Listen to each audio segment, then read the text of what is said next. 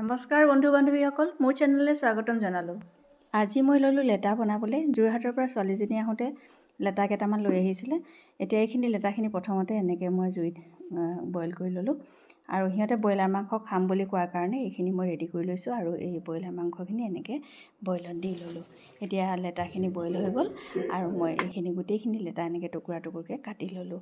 এতিয়া পিঁয়াজ আৰু জলকীয়া দি মই তেলত লেটাখিনি এনেকৈ টুকুৰা টুকুৰ কৰি থোৱা লেটাখিনি ৰঙচুৱাকৈ ভাজি ল'লোঁ। এতিয়া নিমখখিনি মই পিছত এড কৰিছোঁ, কাৰণ নিমখ পিছত দিলে মানে আয়ডিনটো নষ্ট নহয়। আৰু এইখিনিয়ে জলকীয়া, কেঁচা জলকীয়া, ৰঙা জলকীয়া এনেকৈ পুৰি পিনে মই বইলত দি ল'লোঁ।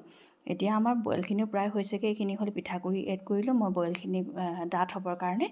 আৰু এতিয়া আমাৰ লেটাখিনিও ভজা হৈ গ'ল আৰু এইখিনি মই এতিয়া বাতিত কাঢ়ি থ'লোঁ। এতিয়া দেখিছেনে প্ৰায় বইলখিনি হৈ গৈছে। তাৰ লগতে মই এতিয়া ভেন্দি দুটামানো বইল কৰিছোঁ, কাৰণ এনেকৈ বইল কৰিলে মানে খায়ো ভাল লাগে আৰু আমাৰ সময়টোও নষ্ট নহয় আৰু গেছো আমাৰ ৰাহি হয়। সেইটো কাৰণে মই প্ৰায় এনেকৈয়ে বইলতে ভেন্দি বইল কৰি দি দিওঁ আৰু এইটো এটা খায়ো ভাল লাগে। এতিয়া এইখিনি হ'ল মান ধনিয়া আৰু জালুকৰ গুড়া আৰু খৰিচা এনেকৈ নমাবৰ সময়ত যোগ কৰিলোঁ। এতিয়া চাওক কি সুন্দৰ হৈছে বইলখিনি। এতিয়া হ'ল থালি বঢ়াৰ সময়। এতিয়া এয়া চাওক, এইখিনি ব্ৰইলাৰ মাংস আৰু এইখিনি হ'ল টুকুৰা টুকুৰকৈ ভাজি লোৱা লেটা।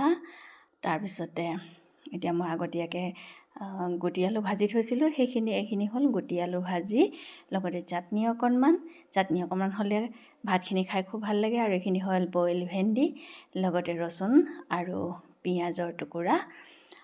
আৰু এইখিনি কি জানেনে? এইখিনি হ'ল মিচিং সম্প্ৰদায়ৰ ছাই মদ। আপোনালোকে কেতিয়াবা ছাই মদ এনেকৈ খাইছেনে?